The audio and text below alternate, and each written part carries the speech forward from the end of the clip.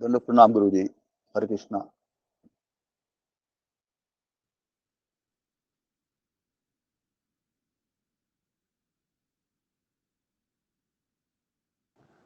दंड प्रणाम प्रतिभा माता जी। हरे कृष्णा। हरे कृष्णा प्रभु जी, दंडवत प्रणाम। हरे कृष्णा। हरे कृष्णा दीप्ति सत्यवा माता जी, दंडवत प्रणाम। आपको जन्मदिन की कृष्ण भावना भावित बधाई हो और स्वतंत्रता दिवस की बहुत दीप्ति माता जी, हरे कृष्णा। हरे आपको जन्मदिन की ढेर सारी हार्दिक कृष्ण भावना भावित शुभकामनाएं माता जी। सबको स्वतंत्रता दिवस की बहुत स्वतंत्रता दिवस की शुभकामनाएं सबको। रेखा माता जी हरे कृष्णा। सुश्री माता जी, विशाली माता जी दंडवत प्रणाम। हरे कृष्णा।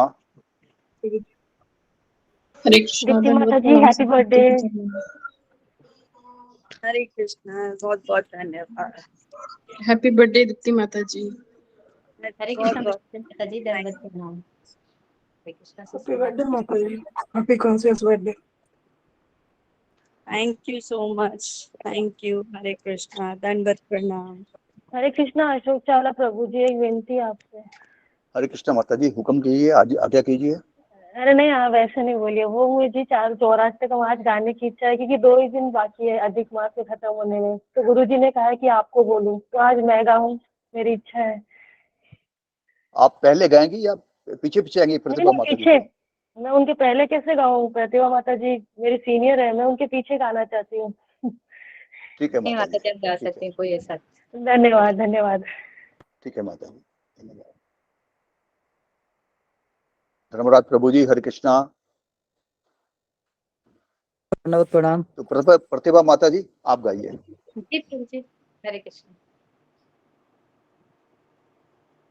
गुरु जी के चरणों में दंडवत प्रणाम, सभी भक्तों को दंडवत प्रणाम।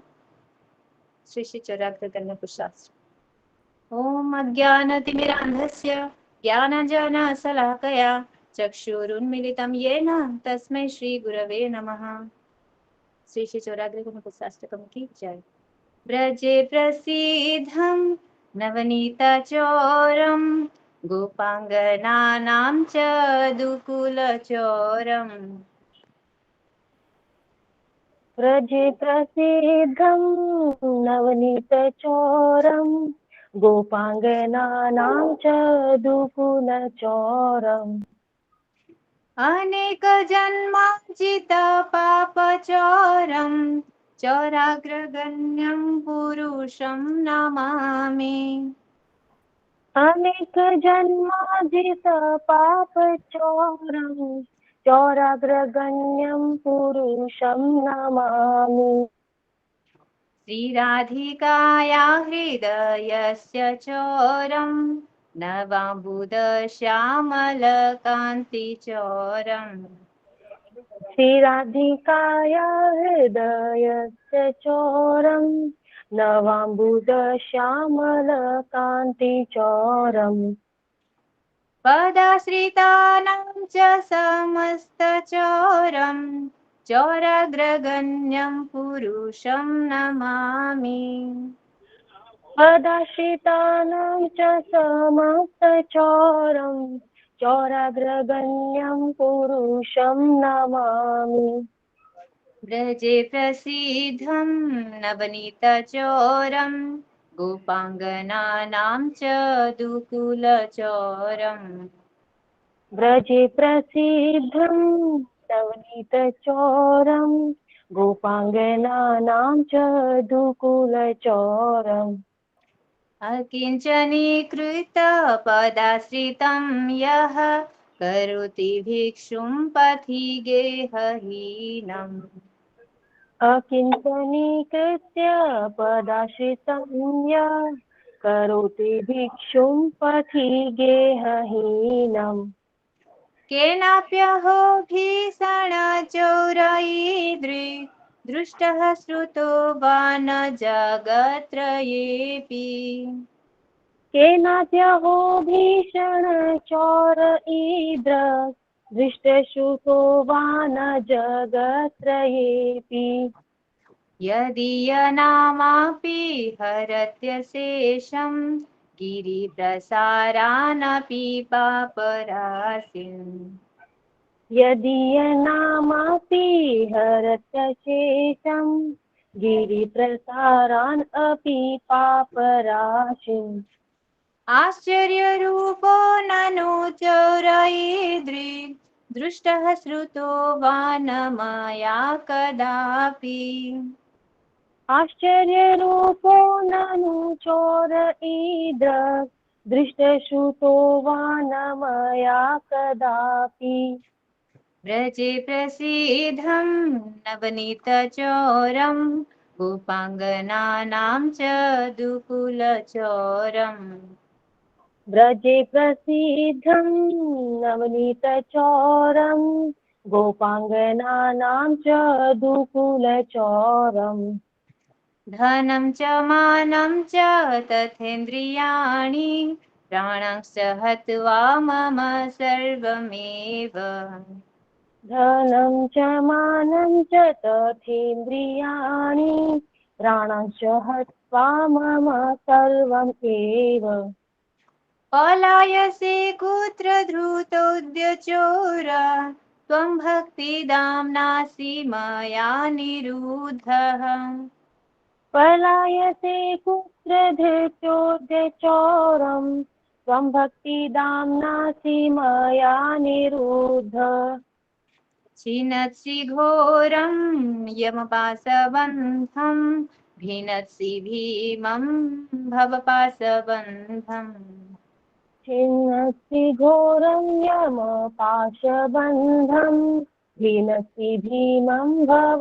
पाशबन्धम् छिनत्सि सर्वस्य समस्तबन्धं नैवात्मनो भक्तकृतं तु बन्धम् छिन्नसि सर्वस्य समस्तबन्धं नैवात्मनो भक्तकृतं तु बन्धम् व्रजे प्रसीदं नवनीतचोरं गोपाङ्गनानां च दुकुलचोरम् व्रजे प्रसीदं नवनीतचोरं गोपाङ्गनानां च दुकुलचोरम् मनमानसे तामसरासि घोरे कारागृहे दुःखमये निबद्धः मनमानसे तामस राशि घोरे कारागृहे दुःखमये निबद्ध लाभस्य हे चोरहारे चिराय स्वचौर्यो दोषचितम् एव दण्डम् लभस्व हे चोरहरे चिराय स्वचौर्यं दोषोचितम् एव दण्डम् व्रजे प्रसीदं नवनीतचोरं गोपाङ्गनानां च दुकुलचोरम् व्रजे प्रसीदं नवनीतचोरं गोपाङ्गनानां च दुकुलचोरम् अनेकजन्मार्जित पापचोरं चोराग्रगण्यं पुरुषं नमामि अनेकजन्मार्जित पापचोरं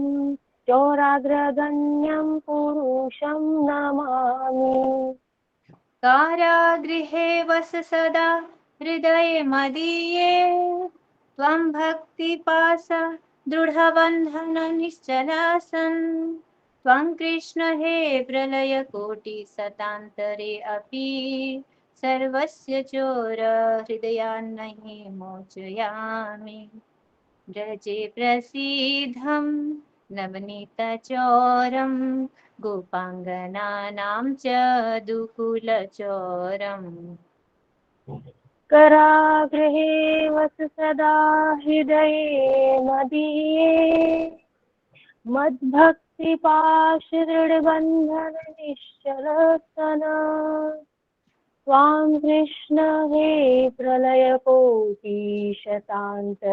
अपि सर्वस्य चोरहृदयान्नहि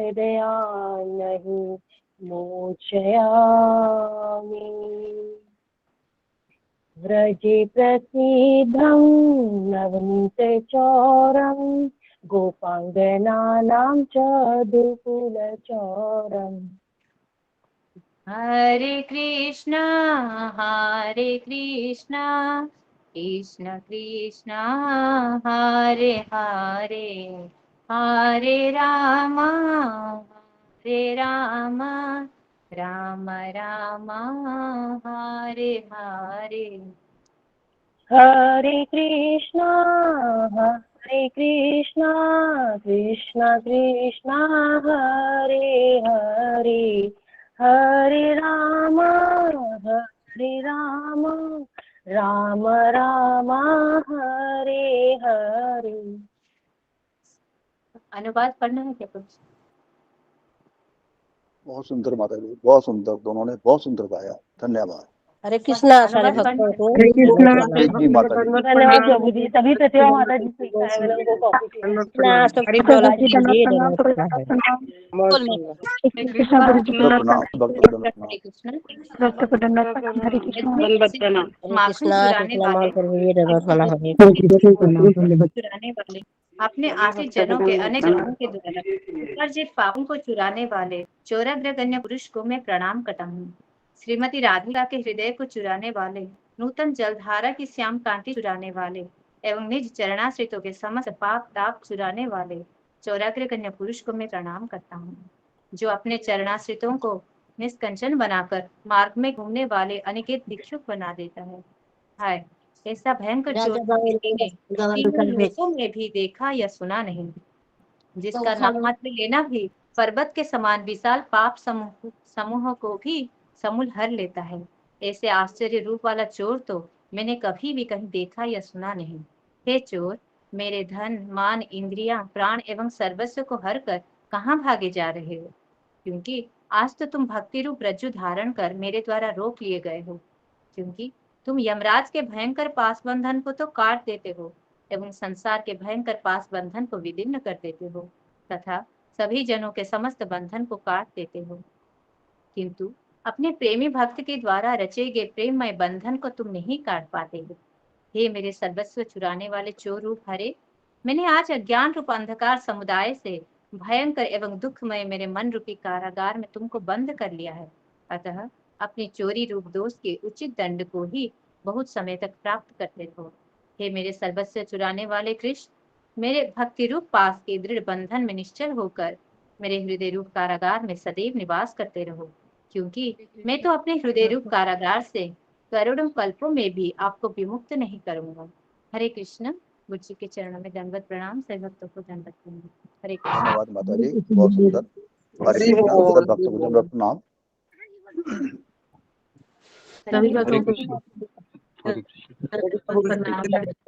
हरे कृष्णा गुरु जी, दंडवत प्रणाम गुरु जी। हरे कृष्ण हरे कृष्ण गुरु जी, दंडवत प्रणाम, सभी भक्तों को दंडवत प्रणाम। कृष्ण हरे कृष्ण कृष्ण गुरु जी दंडवत प्रणाम। कृष्ण गुरु जी दंडवत प्रणाम। हरे कृष्णा गुरु जी कृष्ण गुरु धन्यवाद जी प्रणाम। हरे कृष्णा। दंडवत प्रणाम। हरे कृष्ण हरे कृष्ण हरे कृष्ण। ओके जी, अनाउंसमेंट कीजिए। हरे कृष्णा गुरु जी, दंडवत प्रणाम। पावन चरणों में सबको स्वतंत्रता दिवस की हार्दिक शुभकामनाएं।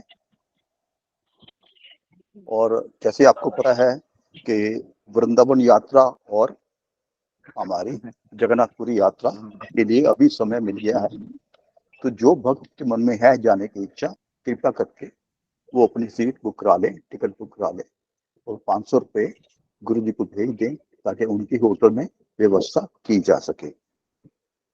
हम बार बार इसलिए कहते हैं क्योंकि सत्र समाप्त होने के बाद भक्त अपने अपने दिन के कार्य में लग जाते हैं और उन्हें ये भूल जाता है कि हमने बुकिंग करानी है या कोई और काम भी करना है। तो वृंदावन यात्रा 21 से 24 अक्टूबर तक है और जगन्नाथपुरी यात्रा 22 से 26 नवंबर तक है। जो भक्तजन श्री पूज्य राधानाथ स्वामी जी के दर्शन करना चाहते हैं वो 22 को वहाँ पे अवेलेबल होंगे। 21 तारीख को आप पहुंच जाए तो बहुत अच्छी बात है। ये तो 22 की सुबह पहुंचे तो आपके दर्शन हो सकते हैं उनके लिए। और दूसरी बात, जिन भक्तों ने जन्माष्टमी की सेवा की है हम उनके लिए हाथ जोड़कर धन्यवाद करते हैं, और जिन भक्तों ने अभी तक नहीं की है कहाँ है कृपया करके जन्माष्टमी सेवा शीघ्र कर दें। अपनी अपने अपना अपना जो अपना आपका अपना है ना, अपना जो कंट्रीब्यूशन है, अपनी सेवा है, कम से कम वो भेज दें। और जो दूसरी सेवा है बाकी जो कलेक्शन की है वो बाद में भेज देंगे आप। धन्यवाद। क्योंकि गुरु जी को जाना पड़ता है। देखो अभी भी क्लास के बाद गुरु जी बाहर जाएंगे कलेक्शन के लिए, तो इसलिए कृपया करके अपनी अपनी सेवा भेजें और भरसक प्रयत्न करें कि सेवा मैक्सिमम हो सके ताकि गुरु जी हमेशा क्लास में ले सके। हरे कृष्णा, चलो प्रणाम। जी बोलिए। 500 से जिन लोगों की सेवा 500 से ऊपर रहेगी या 500 रहेगी उनको वहां से प्रसाद भी आएगा, इको व्हीलर से गुरु जी भेजेंगे। हरे कृष्णा, चलो प्रणाम। हरे कृष्णा।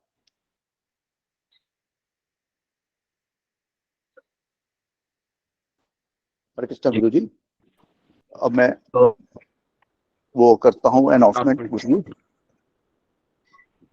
हरे कृष्णा गुरु जी। आज दीप्ति सचदेवा माता जी का भक्तों को जन्मदिन है। हरे कृष्णा नमः दंड प्रणाम प्रभु जी और माता जी। हरे कृष्ण गुरु जी, आपके जन्म में दंड प्रणाम। कृपया तो चाहिए। आज दीप्ति सचदेवा माता जी का जन्मदिन है। हम उनको श्री कृष्ण भावना भावी बधाई देते हैं और शुभकामनाएं देते हैं और उनके सुखद मंगलमय कृपामय और भक्तिमय जीवन की कामना करते हैं ताकि वो भक्ति में आगे बढ़े। और आज अमृता तिवारी माता जी के पति देव जी का भी जन्मदिन है। हम उनको भी श्री कृष्ण भावना भावी बधाई एवं शुभकामनाएं देते हैं और उनके सुखद कृपा मंगलमय और भक्तिमय जीवन की कामना करते हैं। प्रियंका सहगल माता जी के पिताजी अभी भी हॉस्पिटल में हैं और बहुत दिन से वो हॉस्पिटल में दाखिल हैं, अभी ठीक नहीं हुए। हम उनके स्वास्थ्य की मंगल कामना करते हैं और हम सभी उन महापुरुषों को तुम लोग प्रणाम करते हैं और आभार व्यक्त करते हैं जिनके कारण हम स्वतंत्रता की सांसें ले रहे हैं। और उनके जज्बे को भी और उनके माता पिता को जिन्होंने इतने वीर बहादुर बच्चों को पैदा किया उनके लिए हम धन्यवाद देते हैं और उनको बलिदान के लिए उनको और उनके सहयोग के लिए हम भगवान श्री कृष्ण, परम पूज्य श्री लाल प्रभुपाद जी, श्री राधानाथ स्वामी महाराज, परम पूज्य समस्त वैष्णवाचार्य, परम पूज्य गुरुदेव चरणों में और परम पूज्य समस्त वैष्णव भक्तों के चरणों में हम प्रार्थना करते हैं कि उनके सबके लिए प्रार्थना करें। जो बीमार हैं वो ठीक हों और जो जिनका जन्मदिन है उनका सुखद और भविष्य और भक्ति में जीवन की कामना करते हैं। हरे कृष्णा गुरु जी। धन्यवाद प्रणाम। तो हम कृष्णा गुरु जी दंडवत प्रणाम। हरे राम राम राम हरे कृष्णा। हरे राम हरे राम हरे राम राम राम हरे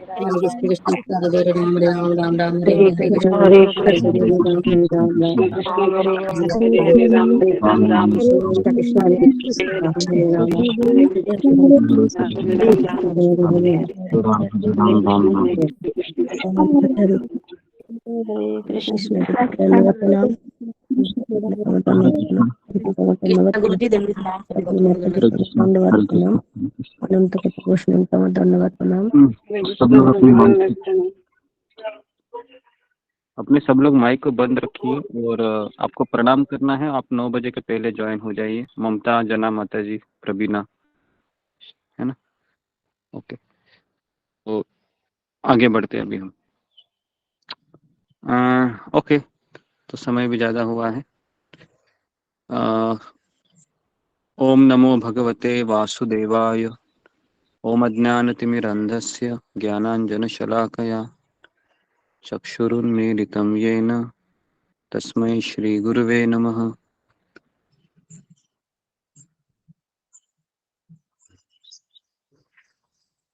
हे कृष्ण करुणा सिंधु दीनबन्धु जगत्पते गोपेश गोपिका कांत राधा कांता नमोस्तुते।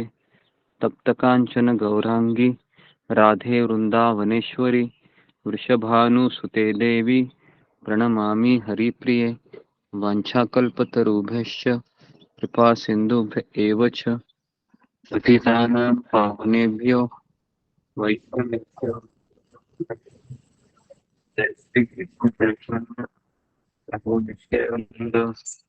श्री अद्वैत गदाधर श्रीवासादि गौरभक्तवृंद हरे कृष्णा कृष्ण कृष्ण हरे हरे हरे राम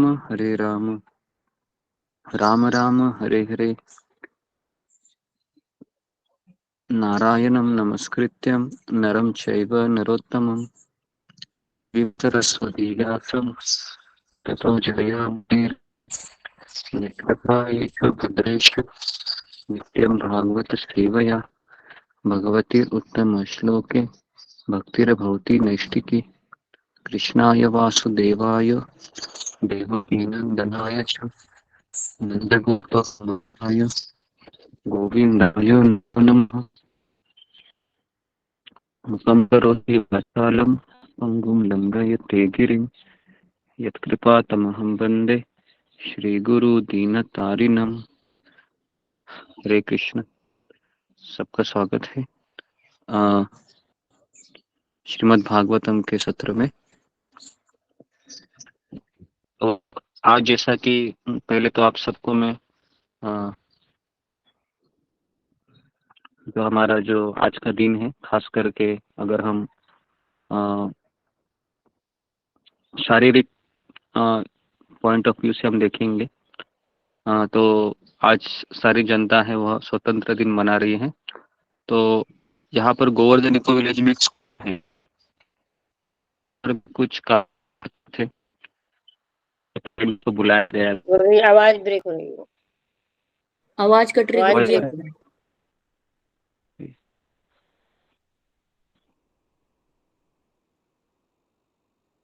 हरे कृष्ण। अभी आ रही आवाज देखिए। हरे कृष्णा कृष्ण कृष्ण हरे हरे हरे राम राम राम हरे गुरु जी। हरे कृष्ण। तो जैसा कि आज स्वतंत्र दिन है, भौतिक दृष्टिकोण से आज के दिन भारत को आज़ादी मिली थी, है ना। तो हमारे बच्चों के स्कूल में भी कुछ सांस्कृतिक कार्यक्रम रखे हुए थे, जिसपे मैं देखने के लिए गया था, क्योंकि मंदिर के अंदर ही है स्कूल वगैरह सब कुछ। तो मैंने कुछ स्टेटस में कुछ वीडियो भी डाले हैं, है ना। तो वैष्णवी उसमें ये पार्टिसिपेट किए थे और जी गुरु जी देखते हैं। तो देखा था मुझे जी तो मैं भी वहां पर गया था, क्योंकि पेरेंट्स को बुलाया था। तो आधा घंटा पूरा उधर 2 घंटे का अभी भी कार्यक्रम शुरू है, 10 बजे तक है वो कार्यक्रम। तो इस तरीके से फिर मैं 9 बजे चला आया, क्योंकि मुझे भी 10:30 बजे निकलना होता है, तो और आप लोगों का भी सेवा करना होता है। तो इस तरीके से फिर तो आज हम थोड़ा सा हम भागवतम के श्लोक के द्वारा हम स्वतंत्रता के विषय में थोड़ा सा आपको सुबह के क्लास में भी बताएंगे और शाम के क्लास को भी बताएंगे, क्योंकि बचपन से हमने इस दिन के बारे में बहुत सुना है, बहुत हमने मनाया है। मुझे याद है कि जब मैं 5th स्टैंडर्ड में था, 5th स्टैंडर्ड से 10th स्टैंडर्ड में हमारा एक स्कूल था, छोटा सा स्कूल की बिल्डिंग थी, तो टेरेस पे ये स्वतंत्र दिन मनाया जाता था। और उसके बाद 15 अगस्त मतलब सब हम लोग इसलिए खुश होते थे ताकि हाफ डे मिलेगा, है ना। हाफ डे मिलेगा, बच्चों की छुट्टी है वो जल्दी खत्म होती है, 10 बजे हमको जाना रहता है। तो हमें इतना कुछ और वो जैसे ही सुबह 5-6 बजते हैं ना, पता चलता था कि आज स्वतंत्र दिन है। कैसे? क्योंकि लाउड स्पीकर से आवाज आता था, है ना, वंदे मातरम ऐसे, है ना। और वो लता मंगेशकर के गीत बड़े स्पीकर में लगाए जाते, है ना। तो इस तरीके से और सब लोग है अपने हाथ में तिरंगा को लेते हुए, है ना। और कुछ बच्चे हम जिद करते थे कि माँ मुझे भी तिरंगा का ही शर्ट चाहिए, मुझे भी तिरंगा का ही फ्रॉक चाहिए। इस तरीके से जिद करते थे मार्केट में, है ना। आप लोगों को भी बच्चे करते होंगे, ऐसा मैं आशा करता हूँ, है ना। बड़े हो गए तो नहीं करेंगे, छोटे बच्चे करते हैं ये है ना। और खास करके वो पता है, वह शर्ट पे लगाने के लिए एक लॉकेट आता है छोटा सा तिरंगा का, तो उसको फिर खरीदने के लिए कहते 5 रुपए 2 रुपए में, और मुझे भी लगाना है उसमें। तो इस तरीके से स्कूल में जाया करते थे, उस समय की बात है। और अभी भी मैं देख रहा था तो वही पैटर्न है अभी भी, है ना जी। तो उसमें काफी बच्चों ने उसमें अच्छे से भाषण दिया। और जी, लेकिन अगर हम थोड़ा सा आध्यात्मिक क्षेत्र से इस चीज को देखेंगे, तो सबसे पहले हमें उन बहादुर जवानों का हमको प्रणाम करना चाहिए। हमें उनको आदर देना चाहिए, हमें उनको रिस्पेक्ट करना चाहिए। जो भगत सिंह है, उसके बाद है ना जो सावरकर है, उसके बाद अ, बहुत सारे ऐसे स्वतंत्र सेनानी हैं जिन्होंने अंग्रेजों के इस चंगुल से हमारे, है ना, भारत को एक तरीके से, भारत देश को छुड़ाया, है ना। तो एक तरीके से ये अच्छा इसलिए बोला जा सकता है ताकि हम हमारे संस्कृति का पालन कर सकें, क्योंकि अंग्रेज लोग थे ये हमारे धर्मों को नहीं मानते थे। उनका ऐसा कहना था कि अ, अगर आपको पता होगा कि पहले भारत और जो भारतीय और मुसलमान लोग एक साथ रहते थे, लेकिन अंग्रेजों ने जब देखा कि भारतीय और मुसलमान लोग हैं, ये है बहुत एक दूसरे से मिलजुल कर रहने के कारण हमारी सत्ता बढ़ नहीं रही है, तो उन्होंने क्या किया, उन्होंने धर्म के नाम पे, है ना, गाय के मांस को और इस तरह से सुअर के मांस का इस्तेमाल किया, और दोनों में फूट पाड़ने की कोशिश की, और वो इसमें सफल भी हुए। और इस तरीके से उन्होंने 150 साल राज किया, है ना जी। तो ये जो दिन है 15 अगस्त 1947, इसमें जो लोग शहीद हुए हैं, है ना, हंस हंस के शहीद हुए थे काफी लोग। नेताजी सुभाष चंद्र बोस है उसमें, है ना, और भी बहुत सारे थे जो जवान स्वतंत्र सेनानी थे। तो इनको हमको प्रणाम करना चाहिए। अगर हम इनको प्रणाम नहीं करेंगे तो हमारा हृदय पत्थर का होगा। तो ऐसा नहीं कि हम भक्त है या भक्त थे तो हमें इनसे कुछ लेना देना नहीं है, नहीं, ऐसा नहीं है। भक्त होता है पर दुख दुखी होता है, वह दूसरों के दुख में सहभागी होता है वो, है ना, क्योंकि वह एक समाज का कार्य होता है। जैसे हमारे भक्त समुदाय में अगर कोई रिश्तेदार मर जाता है ना, हमारे सोसाइटी में जो लोग भक्त नहीं भी है, जैसे कोई दादाजी गुजर गए या माँ किसी की गुजर गई, जो माला नहीं करते हैं, फिर भी सारे भक्तगण उसके घर में जाते हैं, वहां पर कीर्तन करते हैं, और जो पीड़ित भक्त होता है, जो बहुत दुखी होता है, उनको सांत्वना भी देते हैं। तो ये हमारा कल्चर रहा है, ये हमारी संस्कृति रही है, ये हमारा धरोहर है ना। तो हमें इमोशन को व्यक्त करना चाहिए, है ना। लेकिन एक चीज है कि ये तो हो गया हमारा एक एटीट्यूड हो गया जो हमें दर्शाना चाहिए, है ना। आज के दिन ही उस तिरंगा का मान होता है, बराबर है? कल 16 अगस्त में हम देखेंगे वही तिरंगा कहाँ है पता नहीं मुझे, है ना, कहाँ रहेगा, है ना। कभी कभी तो मुझे सड़क पर दिखते थे जब मैं स्कूल से आता था। 16 अगस्त 17 अगस्त को मुझे याद है कि तिरंगा किसी पानी में ऐसे डूबा रहता था। मेरे मन में ऐसा लग रहा था क्यों फिर ये लोग इतना उसको छपाते हैं, क्योंकि दूसरे दिन फिर वह रास्ते पर ऐसे टूटे हुए फटे हुए दिखाई देते हैं। तो ये मुझे थोड़ा सा गलत लगता है, क्योंकि हम एक दिन उनका बहुत आदर करते हैं और बाकी के दिन हम उनका अनादर करते हैं, ठीक नहीं लगता।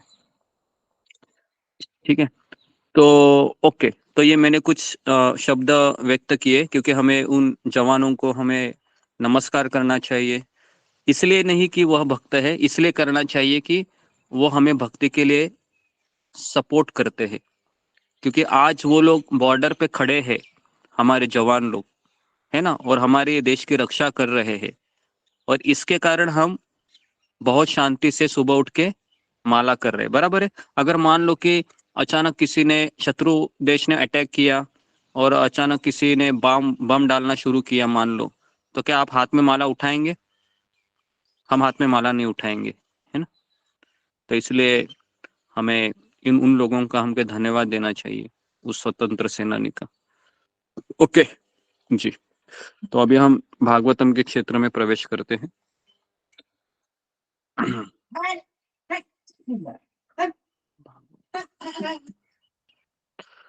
जी, कहाँ पर हम आए थे? 7वां श्लोक हो गया था। श्लोक नंबर 8 करना है गुरु जी।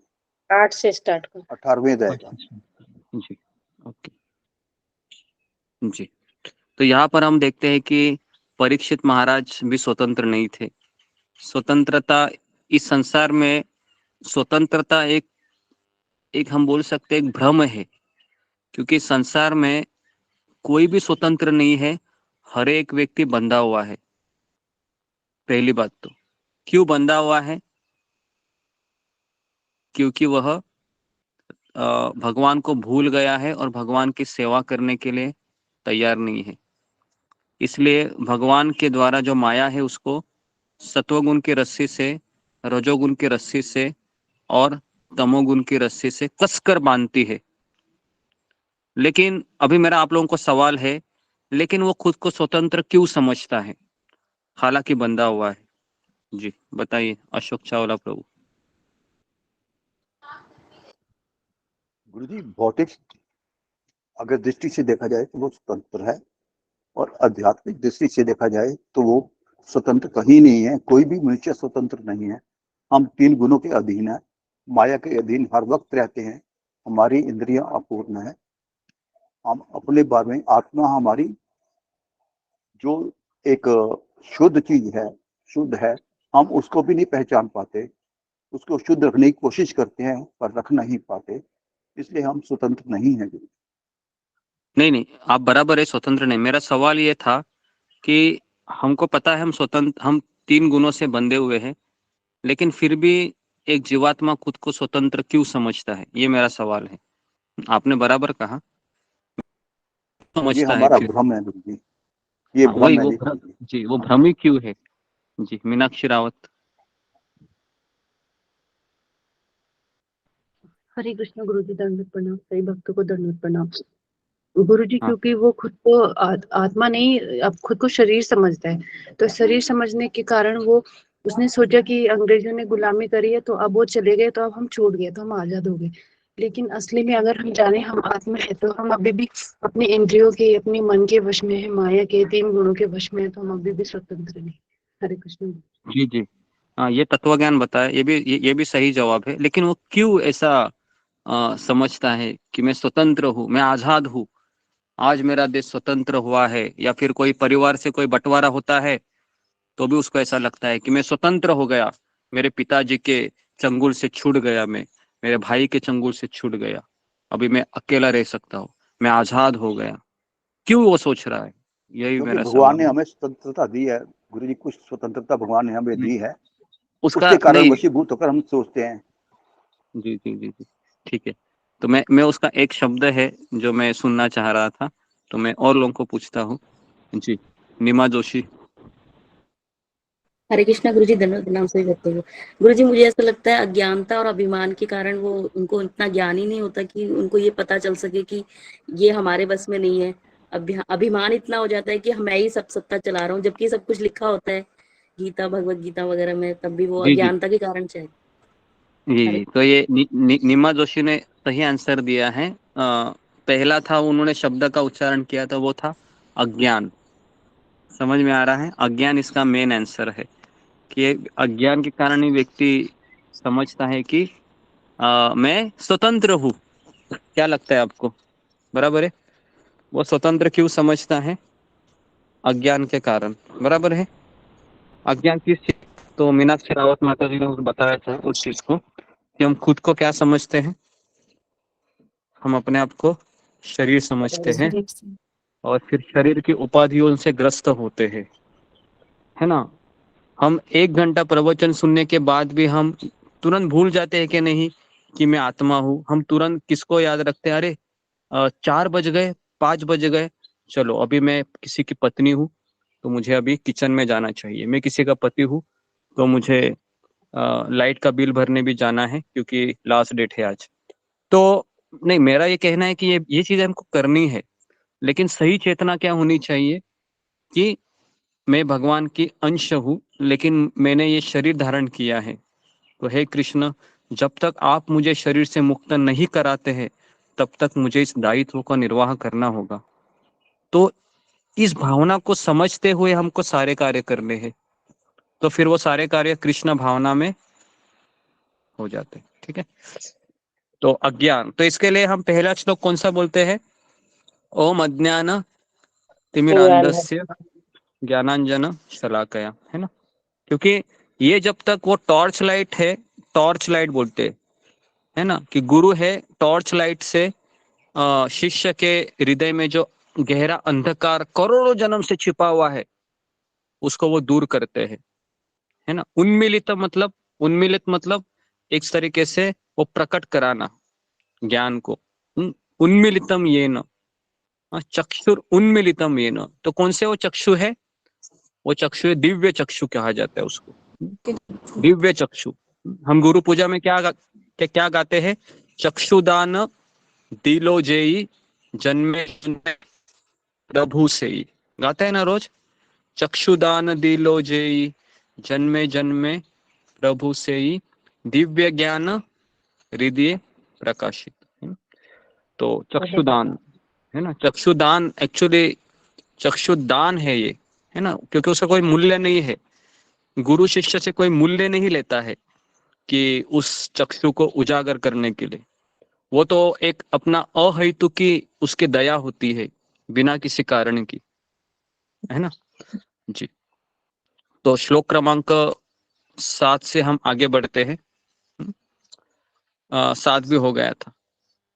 श्लोक क्रमांक 8 में महाराज परीक्षित ने विचार किया कि अल्पज्ञ मनुष्य कली को अत्यंत शक्तिशाली मान सकते हैं, किंतु जो आत्म संयमी है उन्हें किसी प्रकार का भय नहीं है। राजा बाघ के समान शक्तिमान थे और मूर्ख लापरवाह मनुष्यों की रखवाली करते थे। तो इसका तात्पर्य है ये जी एक सोमानी माता जी, तात्पर्य इसका पढ़िए।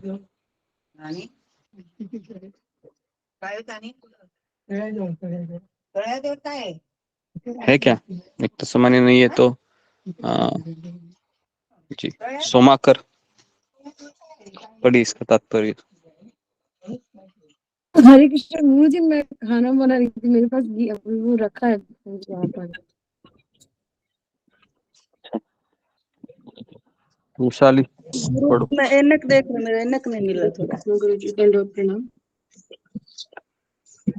जो श्री भगवान के भक्त नहीं है वे चिंता रहित तथा मंद बुद्धि होते हैं। जब तक कोई पूर्ण रूप से बुद्धिमान न हो वह भगवत भक्त नहीं हो सकता।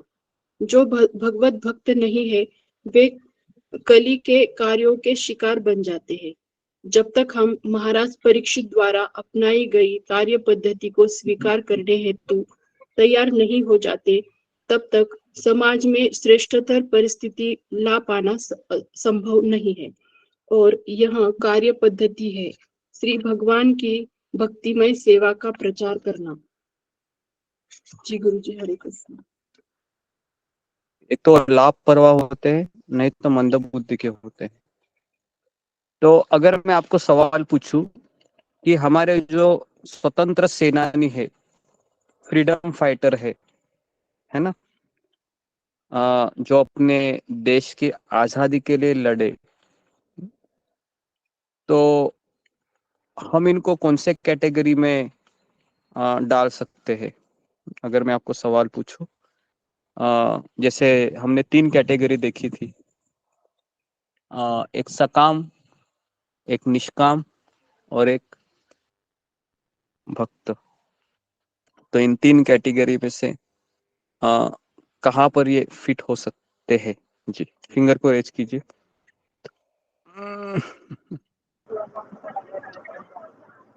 या फिर आप एक काम कीजिए, ठीक है, चलो फिंगर को रेज किया है तो अनिल शर्मा जी माइक को बंद कीजिए। अपने माइक का जरा ध्यान देखिए कृपया करके। ओके जी बताइए। परवीन कुमार। जय कृष्ण गुरु जी, दंडवत प्रणाम। गुरु जी, ये निष्काम कर्मयोग में आता है गुरु जी, क्योंकि उनकी अपनी कोई इच्छा नहीं होती, वो दूसरों के लिए करते हैं सब। आजादी के लिए जो लड़ाई लड़ते हैं वो दूसरों के लिए करते हैं और अपने लिए कोई इच्छा नहीं रखते वो, इसलिए वो निष्काम कर्मयोग में मैं मानता हूँ गुरु जी, उसमें आना चाहिए। हरे कृष्ण गुरु जी। ओके जी। ये सही आंसर हो सकता है कि अगर अभी अभी देखिए, जो जो फ्रीडम फाइटर है जिन्होंने आज़ादी के लिए वो लड़े थे, तो एक इच्छा तो रहती है। वो कौन सी है? कि मेरा भारत देश स्वतंत्र हो जाए, स्वतंत्र हो। ये इच्छा रहती है ना। लेकिन हम और गहराई में जाके इस इच्छा को देखेंगे तो वो इच्छा अपने लिए नहीं होती है, वो इच्छा पूरी जनता के लिए होती है ना। तो इसमें हम उसको निष्काम निष्काम मार्ग का एक साधन बोल सकते हैं, अगर उनके मन में कोई इच्छा नहीं है तो, है ना।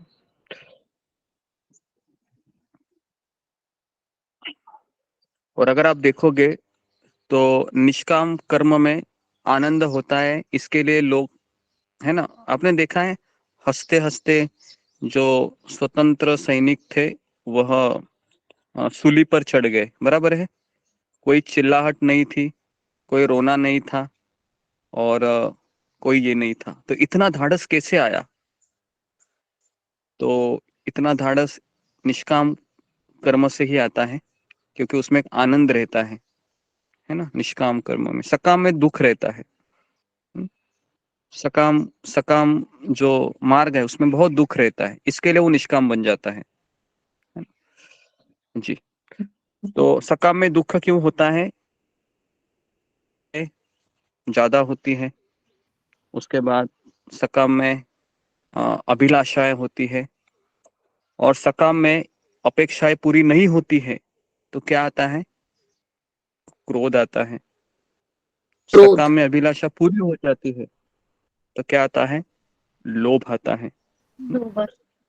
तो इसलिए सकाम कर्म में दुख ही दुख है। इसके लिए जो लोग जॉब करते हैं ना, 99% लोग दुखी है जॉब करने वाले।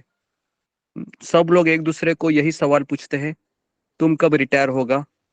मैं अभी इस, है ना, 19 अभी अभी मैं, मेरा 2 ही साल बाकी है रिटायरमेंट के। जब मेरे पिताजी रिटायरमेंट हो रहे थे तो सब लोगों ने उनको पार्टी दिया, और हम हमेशा पिताजी बोलते थे कि 8 साल रह गए, 7 साल रह गए, 6 साल। तो उनको बहुत आनंद होता था कि मैं रिटायर होने वाला हूँ। अभी मुझे बताइए, क्या सही में उसमें सुख रहता था? है ना। तो क्या व्यक्ति रिटायर होने का सोचता था? वो नहीं सोचता था ना। वो बोल लगा कि अरे अच्छी अच्छी जिंदगी है। तो सकाम में दुख होता है, क्योंकि सकाम में हम क्या करते हैं? पेमेंट लेते हैं। पेमेंट लेने से व्यक्ति के मन में क्या आता है? क्या आता है? पेमेंट अगर मुझे कम मिली, ज्यादा मिली, कम मिली तो क्या आता है? क्रोध आता है। कितने लोगों का ऐसा हुआ है जिन्होंने जॉब किया है और अचानक आपका पेमेंट कम आया, है ना, 2 दिन का पेमेंट कट गया, हालांकि वो ऐसा नहीं किया था मैंने, या हाफ डे का पेमेंट काट दिया, और आपको लगा कि ये क्या हुआ मेरे साथ? बराबर है, तो दुख हो गया, है ना, बहुत। और कभी कभी दिवाली में एक्स्ट्रा बोनस मिलता है तो आप कितने, है ना, बहुत उछलते हैं। क्यों उछलते हैं? क्योंकि ज्यादा मुझे बेनिफिट मिला। तो सकाम में व्यक्ति सुख दुख में पीछे भागता रहता है। ओके। लेकिन निष्काम में क्या होता है? कोई फल की अपेक्षा ही नहीं है, तो सुख मिले दुख मिले, है ना, कोई कोई प्रॉब्लम नहीं है। लेकिन अभी हम कौन से कैटेगरी में आते हैं? मैक्सिमम भक्त भी किस में आते हैं? इतना हाँ, सकाम सकाम सकाम है ना। जी, इतना शर्माइए मत, हाँ, बोलिए, कोई बात नहीं, है ना।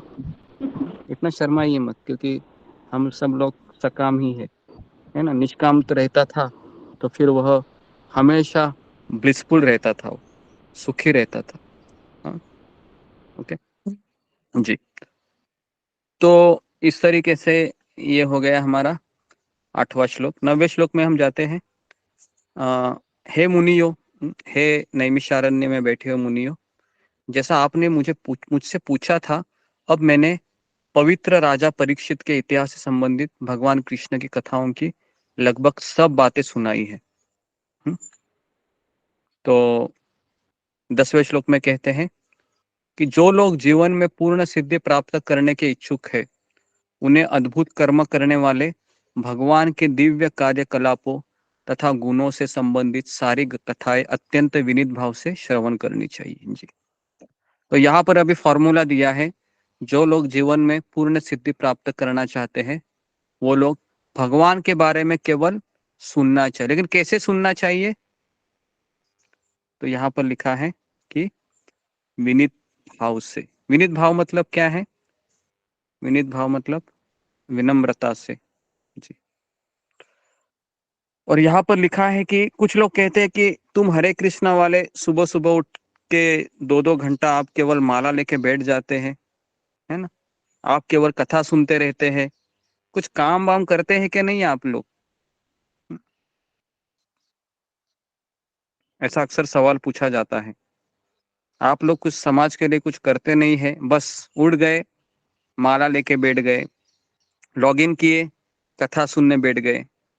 अरे कुछ ढंग के लिए कुछ करो, जरा ढंग का काम। कई लोग ऐसा कहते हैं, है ना, बाहर के लोग तो ज्यादा कहते हैं, कुछ ढंग का काम भी किया करो, केवल बस सुनते रहते हैं और ये राम राम राम राम राम राम ऐसे बोलते रहते हैं।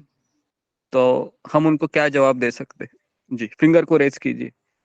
ममता कुमारी बोलो।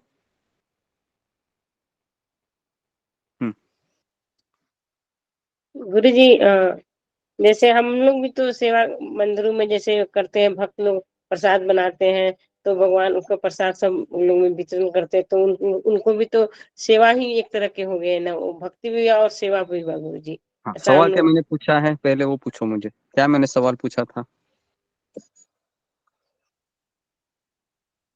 जब कोई भक्त अगर कोई पूछता है कि हाँ आप लोग सुबह सुबह उठ के माला लेके बैठ जाते हैं और दूसरे कोई काम नहीं करते हैं, तो आप लोग समाज के लिए क्या करते हैं, ये पूछे थे।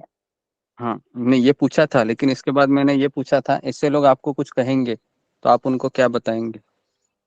ये मेरा अगला सवाल था। ध्यान था क्या आपका? मुझे नहीं लगता था। जी जी, क्षमा चाहते हैं गुरु जी, ध्यान नहीं था। ऐसा बोलो फिर। ओके, नेक्स्ट जी, मंजू सिंह बोली। गुरुजी, हरे कृष्णा, दंडवत प्रणाम। हम उनको ये कह सकते हैं कि लाइफ में जो है बैलेंस की बहुत ज्यादा जरूरत होती है, और जो आध्यात्मिक जो हमारा जीवन है वो भी हमारे जीवन का एक डायमेंशन है और बहुत इम्पोर्टेंट है। अगर हम उस डायमेंशन को ग्रो करते हैं तो हमारा जो बाकी का जीवन है, अगर हम 2 घंटा अपनी जपमाला को दे देते हैं तो जो बाकी के हमारे 22 घंटे हैं वो फ्रूटफुल हो जाते हैं। तो इस तरह से हम उनको कह सकते हैं कि लाइफ में बैलेंस लाने के लिए हमें एक अपनी आध्यात्मिक जो आर्म है उसको डेवलप करना बहुत ज्यादा जरूरी है। हरे कृष्णा। ये आपका उत्तर है लगता है मुझे, है ना, बहुत बुद्धि से प्रयोग करके बोल दिया बैलेंस वगैरह। ठीक है, देखो मैं इसका आपको उत्तर बताना चाह रहा हूँ। उनको ये कहना क्या है, अगर मेरे बाहर गंदगी हो रही है ना, जैसे बाहर गंदगी हो रही है, इसका मेन कारण क्या है? इसका मेन कारण है कि मेरे अंदर गंदगी है, बराबर है।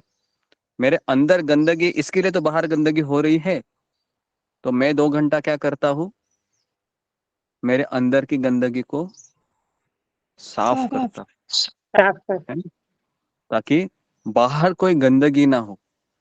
तो मुझे बताइए, क्या मैं अच्छा काम कर रहा हूँ क्या नहीं? तो बोलेंगे हाँ अच्छा कर रहे हो, और करो फिर, 2 घंटा क्यों, 4 घंटा करो फिर, और सफाई करो और ऐसा बोलेंगे वो, और सफाई करो और सफाई करो, है ना। तो जी, तो इसके लिए एक बार परम पूज्य राधानाथ स्वामी महाराज को भी एक रिपोर्टर ने यही सवाल पूछा था कि आप स्वामी जी केवल लोगों को प्रवचन देते घूमते रहते हैं, आप समाज के लिए कुछ करते हैं क्या नहीं? तो महाराज ने यही उत्तर दिया था, तो हम सबसे बड़े सोशल वर्कर है। पता है क्यों? क्योंकि आप लोग तो बाहर की गंदगी को पूर्ण करने में लगे हुए हैं, लेकिन हम साधु लोग क्या करते हैं, लोगों की अंदर की गंदगी को साफ करते हैं। तो बताइए कि आप ज्यादा सोशल काम कर रही है या मैं कर रहा हूँ? तो रिपोर्टर शांत हो गई। वो समझ में आ रहा है? रिपोर्टर शांत हो गई। तो हमें ऐसे उत्तर देने चाहिए, लेकिन ये हम सुनने से ही मिलते हैं ना जी। तो एक बार गौर गोपाल प्रभु को आप जानते हो ना, जो यूट्यूब में बहुत बड़े जी स्पीकर गुरु हैं जी। जी। जी, गौर गोपाल प्रभु का लाभ सुना तो सबकी आंखें चमक गई अभी। ओके, तो उनको एक बार सवाल पूछा था कि आपका क्वालिफिकेशन क्या है, तो उन्होंने कहा कि मैं इंजीनियरिंग किया है, इलेक्ट्रिकल इंजीनियर किया है। तो एक व्यक्ति ने, है ना, वो जब बड़े कॉलेज में स्पीच देने के लिए गए थे, तो उन्होंने कहा कि आपने इलेक्ट्रिकल इंजीनियरिंग करने के बाद साधु बने, आपने एक इंजीनियरिंग की सीट वेस्ट कर दी। यहाँ पर लोगों को एडमिशन नहीं मिलता है इंजीनियरिंग कॉलेज में अच्छे, और आप इतने पूना में गवर्नमेंट कॉलेज से आप पढ़े, आपने एक इंजीनियरिंग की सीट वेस्ट गई की, है ना। तो इससे अच्छा होता कि आप, है ना, आप इंजीनियर ही ना बनते। तो गौर गोपाल प्रभु ने उत्तर दिया कि मैं आपको बताऊं क्या, कि मैं भी स्वयं इंजीनियरिंग को मैंने एक्सटेंड किया है। तो उस व्यक्ति ने पूछा कैसे?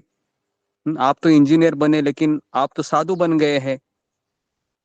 तो गौर गोपाल प्रभु ने कहा कि आप लोग इंजीनियर बन के बाहर के इंजन को दुरुस्त करते हो, मैं इंजीनियर बन के अंदर के लोगों के इंजन को दुरुस्त करता हूँ। बताओ कि मैं सबसे बड़ा इंजीनियर हूँ क्या नहीं? हरी बोल। तो इस तरह से हरी उन्होंने बोल। उत्तर दिया, है ना। तो ऐसे उत्तर, है ना, ऐसे उत्तर देते हैं ये। सर्टिफिकेट इधर तो देते हैं गुरु जी, कुछ भी पूरा सर्टिफिकेट देते हैं ऐसा। तो हमें ये सब चीजें बताना आना चाहिए, क्योंकि लोग साधुओं के ऊपर काफी ऐसे आरोप करते हैं कि आप निकम्मे लोग हैं, कुछ खाते रहते करते नहीं है। लेकिन उनको पता नहीं है हम सबसे बड़ा कार्य हम कर रहे हैं, है ना। एक इंजन को, है ना, मेन इंजन क्या है? हमारा मन है, ये हमारा मेन इंजन है। इसको साधु क्या करता है? ठीक करने का काम करता है। तो सबसे बड़ा इंजीनियर कौन है? वही है ना, वो साधु ही तो है सबसे बड़ा इंजीनियर। हाँ, जी। तो ये जितने भी ये लोग बैठे हैं नैमिषारण्य के, है ना, ऋषिगण, यही संसार के सबसे बुद्धिमान लोग हैं, क्योंकि ये अंदर के इंजन को साफ सफाई करने में लगे हुए हैं। समझ में आ रहे हैं? दुनिया के लोग कौन से इंजन को साफ करने में लगे हैं? बाहर के इंजन में, है ना। पूरी दुनिया देखो बाहर का इंजन का दुरुस्त करने में लगा है। तो इसके लिए आप इस संसार के भाग्यवान लोग हैं, जो एटलीस्ट इतना तो पहचान गए कि बाहर का इंजन कौन सा है। बाहर का इंजन हमारा शरीर है ना। सब लोग शरीर को ठीक ठिकाने के लिए लगे हैं क्या नहीं? कोई मन के ऊपर काम करता है? कोई डॉक्टर बोलता है आपका मन है ना वो रोगी हुआ है? कोई नहीं बोलता है। सब बोलता है कि आपका फेफड़े में दर्द है ना, आपके पेट में दर्द है। अरे सबसे बड़ा दर्द तो इधर है, इसको पहले दुरुस्त करो, है कि नहीं। पूरा माथा खराब हुआ है सुबह से लेकर रात तक, है ना, दिमाग खराब होता रहता है हमारा। ओके, तो इस तरीके से ये हो गया हमारा 10वां श्लोक। 11वें श्लोक में सूत गोस्वामी ने श्रेष्ठ मुनियों से कहा, सॉरी, मुनियों ने कहा नैमिषारण्य के, हे सूत गोस्वामी, आप अनेक वर्षों तक जिए, देखो, तथा शाश्वत यश प्राप्त करे, क्योंकि आप भगवान कृष्ण के कार्यकलापों के विषय से इतना उत्तम ढंग से बता रहे हैं। हम जैसे मर्त्य प्राणियों के लिए यह क्या है? अमृत के समान है। देखो कितना सुंदर बोले हैं। देखो इतना सब सुना उन्होंने, कितना अध्याय हुआ? 16 अध्याय सुना इन्होंने, है ना, बराबर है। 16 अध्याय सुनने के बाद, 17 अध्याय सुनने के बाद इनका इतना इनको तृप्ति लगा, तो इन्होंने क्या कहा? इन्होंने कहा कि आप और जिए, आपका यश पूरे जगत में फैलते रहे। क्यों ऐसा उन्होंने कहा कि आप और जिए? क्योंकि आप जितना जिएंगे उतना आप लोगों को अमृत बांटेंगे। समझ में आ रहा है ना। इसके लिए हम जो इस्कॉन के सन्यासी है उनके लिए प्रार्थना करते हैं जब वो बीमार पड़ते हैं, क्योंकि वो और जिए, जितना और जिएंगे उतना वो और हमें अमृत प्रदान करेंगे, है ना। तो इसके लिए जब साधु गुजर जाता है इस संसार से तो इस देश का सबसे बड़ा लॉस होता है ना, क्योंकि वो साधु समाज कल्याण के लिए लगा हुआ है। लेकिन इस संसार में कोई पॉलिटिकल व्यक्ति भी मर जाता है तो उससे कुछ हानि नहीं होती है। तो इसके लिए अभी हमारे इस्कॉन में कितने सन्यासी हैं, अगर आप गिनोगे तो भी 90-100 सन्यासी रहेंगे। और इस भारत देश का पॉपुलेशन कितना है, केवल भारत का बोल रहा हूँ, 700 करोड़ है, पता है, केवल भारत का। और पूरे जगत का कितना है, किसी को पता है पूरे वर्ल्ड का पॉपुलेशन? पूरे अरे वर्ल्ड उतना तो है। इंडिया का अरे हमारे कितने हैं? इंडिया के 135 करोड़ पूरे विश्व इंडिया का 135 हरे कृष्णा गुरुदेव, मुझे इंडिया पता के है 5 अरब 5 हाँ। अरब है गुरुदेव, 5 अरब 5 अरब जी, जी। 70 करोड़ 5 कुछ अरब है। 70 करोड़, ठीक है। हाँ, लेटेस्ट जी जी गुरुदेव, हरे कृष्णा। जी जी जी जी जी जी जी जी बहुत सारे आकाशवाणियां हुई, मैंने सुनी अभी। Okay, very good. तो 5 अरब और इतना, मतलब आप सोचिए 100 सन्यासी घूम रहे केवल, है ना, वैसे देखा जाए तो। और कितनी जनता है, करीबन 5 खरब अरब, मतलब आप सोचो कि कितना जरूरत है ना साधुओं की। क्या लगता है आपको, इस संसार में साधुओं की कितनी जरूरत है, बराबर कि नहीं? कितनी जरूरत है, देखो बहुत। इतने पॉपुलेशन कितनी है और 100 सन्यासी केवल घूम रहे हैं। तो इसके लिए हमें प्रचार करना चाहिए, करना चाहिए कि नहीं? लेकिन हमारे ग्रुप में भी सब लोग प्रचारक बहुत कम है ना। जी, आगे बढ़ते हैं। उसके बाद कहते हैं, हमने अभी अभी इस सकाम कृत्य यज्ञ के अग्नि को संपन्न करना प्रारंभ किया है और हमारे कार्य में अनेक अपूर्णताएं होने के कारण इसके फल की कोई निश्चितता नहीं है। हमारे शरीर धुएं से काले हो चुके हैं। ऐसा कौन कह रहे हैं कि मेरा शरीर धुएं से काले हो चुके थे?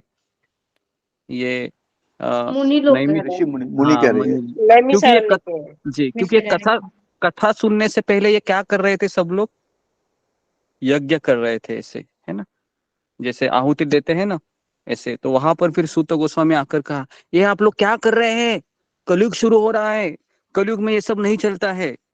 तो कलयुग में एक ही यज्ञ है, वो क्या है, भगवान की कथाओं को सुनो और भगवान की कथाओं को कहो, बस यही करना है।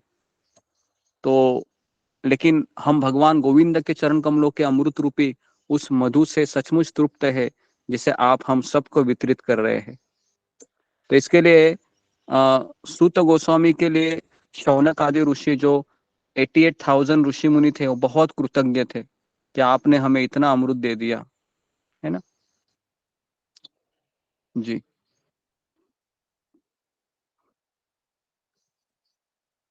श्लोक क्रमांक 13।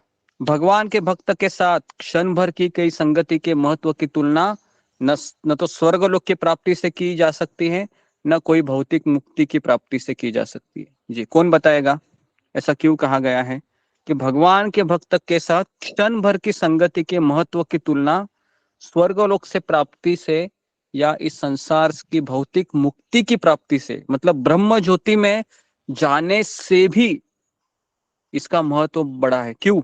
जी बताइए, फिंगर को रेस कीजिए, बहुत इंपॉर्टेंट क्वेश्चन है ये। जी बोलिए, प्रतिभा कुमारी। हरे कृष्ण गुरु जी, दंडवत प्रणाम। गुरु जी, जो एक चैतन्य चरितमृत से आपने बोले थे, जो साधु संग सर्वसिद्ध, सर्वशास्त्र का लभ्य मात्र साधु संग सर्व सिद्धि हो, और एक जो आपने नरोत्तम दास जी का है, तुम्हारा निकट गेले पापो दूरे जाए। तो मैं यही कहती। जी जी, मतलब इसका मतलब क्या है? मुझे इतना आता नहीं है संस्कृत, बोलिए जरा।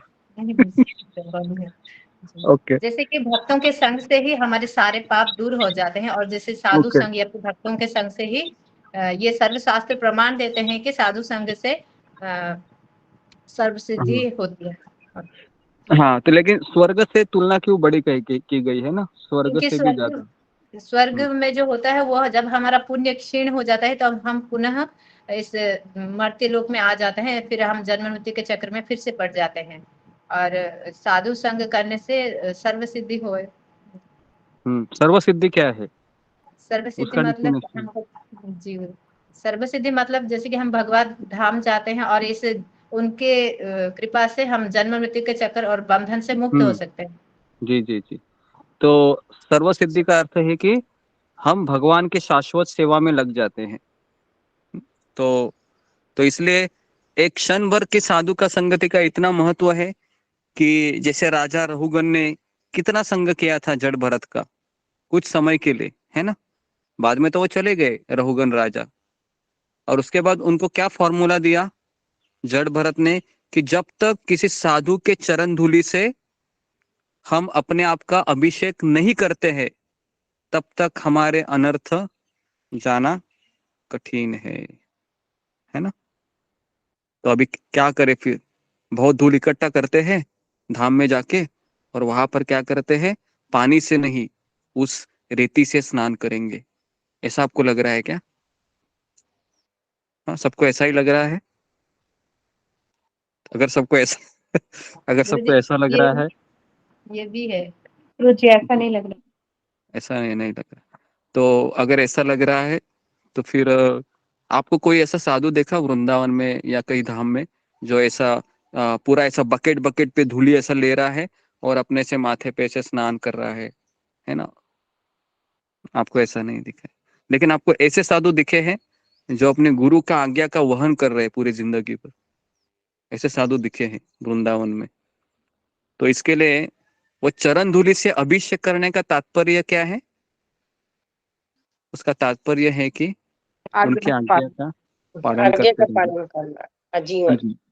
हाँ, लेकिन इसका ऐसा नहीं है, कभी कभी जैसा मैं कई बार हूँ, जब परम पूज्य राधानाथ स्वामी महाराज आते हैं तो मेरा ध्यान उनके चप्पलों पे रहता है हमेशा, क्योंकि मेरा तो उनका कभी ऐसा आँख से आँख तो कभी मिलने वाली है नहीं जिंदगी भर, मुझे पता है।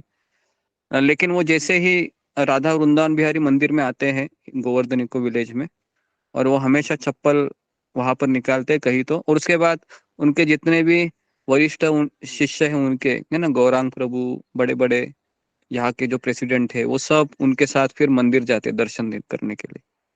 तो मैं क्या करता, फिर उस चप्पल के पास खड़ा रहता हूँ ऐसा, और किसी का ध्यान नहीं रहेगा तो मैं इस चप्पल को अपने माथे पे लगाता हूँ और रख देता हूँ।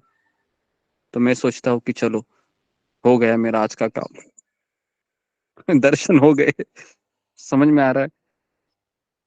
तो ये भी करना चाहिए, ऐसा नहीं है कि चरण धूलि भी लेनी चाहिए थोड़ी, लेकिन उससे भी बड़ा अर्थ क्या है कि हमें उनके आज्ञा का पालन करना चाहिए जो हम गुरु को वचन देते हैं दीक्षा के समय, है ना, वो भी ज्यादा महत्वपूर्ण। लेकिन जब जब आपको अवसर मिले, गुरु की चरण धूलि अगर मिलती है ना, उनकी चरण धूलि तो नहीं मिलेगी लेकिन उनके जूते की धूलि तो हमेशा मिलेंगी। जैसे वो वृंदावन में भी चलते थे कई बार, तो वृंदावन में तो बहुत मिट्टी होती है, पता है ना। तो वो जब चप्पल पहनते हैं तो उनका छाप का निशान ऐसे होता था, है ना। तो वो भी मुझे याद है कि जब वो आगे आगे जाते थे तो मैं ही नहीं, कई भक्त ऐसा करते थे कि उनके चरण, उनका जो चप्पल का वो छाप रहता था, है ना, उसमें से धूली उठा के ऐसे अपने माथे पे लगाते थे। तो तो इतना ऐसा भाव होना चाहिए, क्योंकि वही एक व्यक्ति होते हैं जिनके हम शरणागति लेते हैं, और उन्हीं की कृपा से हम इस भवसागर को पार कर सकते हैं। तो जब जब वो यहाँ पर आते हैं इको विलेज में, तो मेरा ध्यान वही रहता है। और ऐसा काफी बार मुझे अवसर मिलता है, क्योंकि कई बार महाराज जूते हैं वो बाहर ही रख देते हैं और ऐसे ऐसे घूमते हैं, मतलब बिना चप्पल के ही, है ना। और उनके चप्पल की तरफ ज्यादा किसी का ध्यान नहीं होता है ना। मुझे नहीं लगता कि मेरी तरह कोई ऐसा रहेगा जो इतना मतलब करता होगा। सब लोग महाराज के दर्शन के पीछे पागल रहते हैं और महाराज के पीछे पीछे पीछे पीछे चलते रहते, है ना। लेकिन हाँ, पीछे चलने से वो तो पता नहीं देखेंगे नहीं देखेंगे, लेकिन इतना जरूर है कि उनकी चप्पल में जो थोड़ा बहुत धूली के कण लगे होंगे, है ना, तो उसमें से एक कण भी अगर, है ना, मेरे मस्तक पे लग गया और कुछ चमत्कार हो गया, तो मैं सोचूंगा कि जीवन परिपूर्ण हो गया, है ना जी। हाँ, श्लोक क्रमांक 14। उसके बाद शौनक आदि ऋषि कहने लगे, अरे समय चला गया, ओके। तो पूर्ण पुरुषोत्तम भगवान श्री कृष्ण समस्त महान जीवों के एकमात्र आश्रय हैं और उनके दिव्य गुणों का मापन शिव तथा ब्रह्मा जैसे यौगिक शक्तियों के स्वामियों द्वारा भी नहीं किया जा सकता। तो भला जो रस आस्वादन में पटु है वह क्या कभी उनकी कथाओं के श्रवण द्वारा पूरी तरह तृप्त हो सकता है? तो भगवान की कथा की एक स्पेशलिटी क्या है कि जितनी कथा सुनेंगे उतना क्या होता है, और तृष्णा बढ़ती है कृष्ण और इच्छा लालसा बढ़ती बढ़ती है। है ना जी। इस संसार में अगर मुझे भूख लगी है और मैंने खाना खाया 3-4 चपाती, उसके बाद क्या होता है, पेट भर जाता है ना। लेकिन भगवान की कथा कैसी है, ऐसा लगता है कि बस सुनते ही रहो, सुनते हो रहो, इसके बाद ये, इसके बाद ये, इसके बाद ये, इसके बाद ये, है ना। तो ऐसा हमको, है ना। तो शिव जी तथा ब्रह्मा जी के बारे में अगर कहा जाए तो शिव जी ने उस विष का सागर पी लिया था जिसकी एक बूंद ही सामान्य जीव को मारने के लिए पर्याप्त थी, है ना। अतएव ब्रह्मा जी और शिव जी ये दोनों ब्रह्मांड के स्वामी हैं, किंतु वे परम शक्तिमान नहीं है, क्योंकि ब्रह्मा जी की गिनती भी जीवों में ही की जाती है, परंतु हम सबसे वो महान है। और शिव जी के बारे में अगर हम बताएं तो शिव जी भी कभी कभी माया के अधीन हो जाते हैं, जैसे वो भी योग माया के अधीन होते हैं। वो ऐसा नहीं कि हम तो महामाया के अधीन होते हैं। जैसे कौन सी वो घटना है जब शिव जी भ्रमित हुए थे, मोहिनी अवतार में। मोहिनी अवतार की। मोहिनी अवतार की, बराबर, ओके। तो इस तरीके से शिव जी भी भ्रमित होते हैं। उसके बाद अगले श्लोक में कहा गया है कि भगवान, हे सुत गोस्वामी, आप विद्वान हैं तथा भगवान के शुद्ध भक्त हैं, क्योंकि आपकी सेवा का प्रमुख उद्देश्य भगवान है।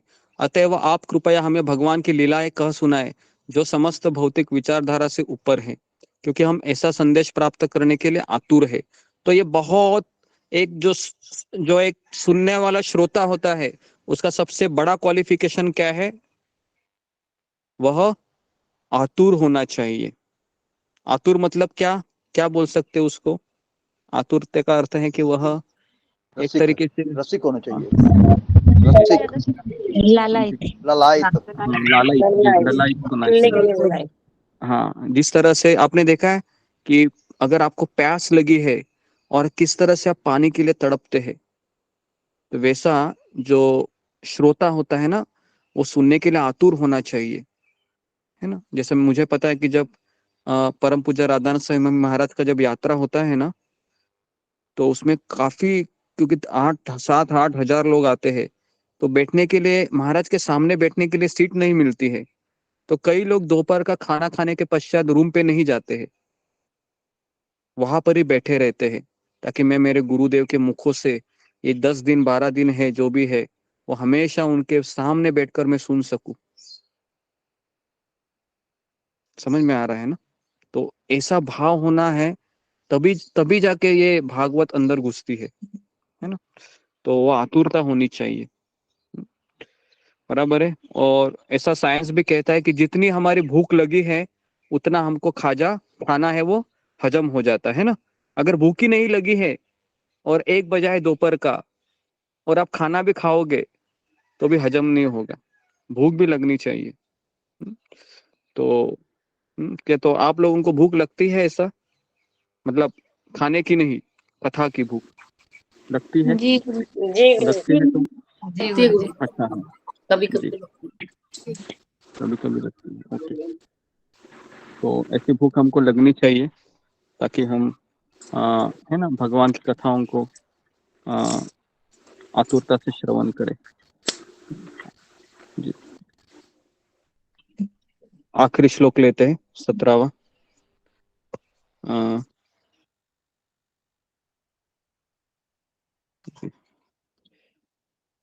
अतः कृपा करके हमें अनंत की कथाएं सुनाए, क्योंकि वे पवित्र करने वाले तथा सर्वश्रेष्ठ है।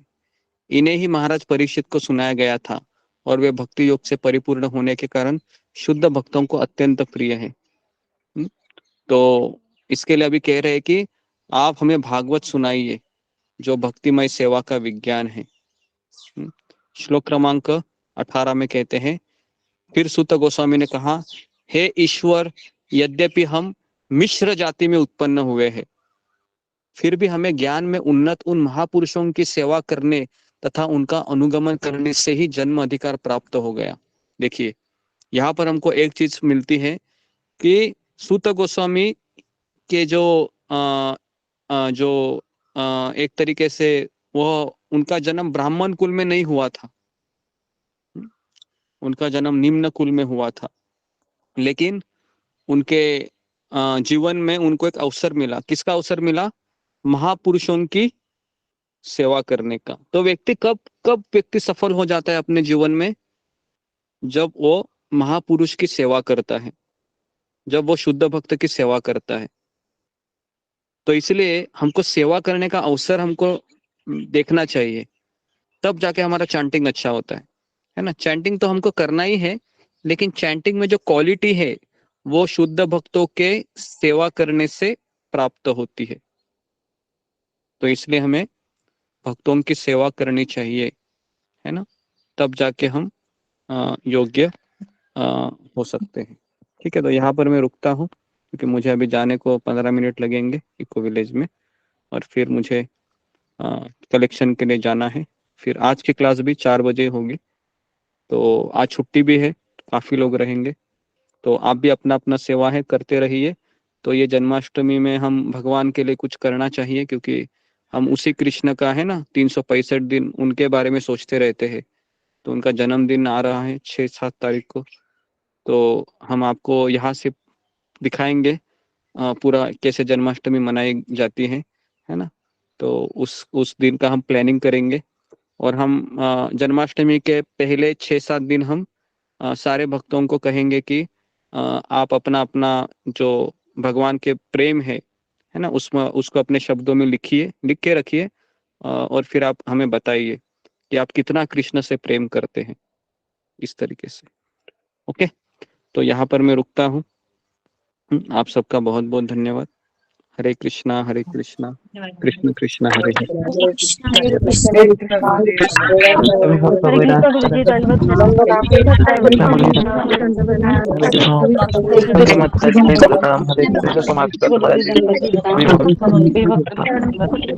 हरि बोल हरि बोल हरि बोल।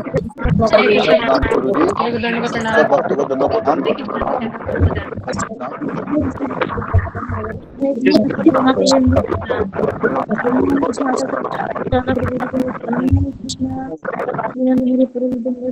हरे कृष्णा अन्य प्रभु हरे कृष्णा दंडवत प्रणाम, सब भक्तों को दंडवत प्रणाम। हरे कृष्णा। हरे कृष्णा प्रतिभा महाराज दंडवत प्रणाम। हरे कृष्णा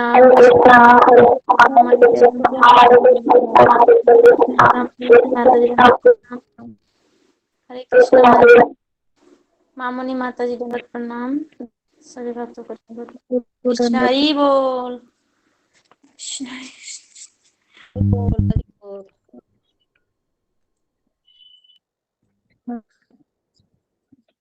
हरे कृष्णा से बच्चों को दंडवत प्रणाम। हरे कृष्ण के साथ बोलिए। हरे कृष्णा मीना कुमारी माता जी, अंजलि माता जी दंडवत। हरे कृष्णा हरे माता जी साथ।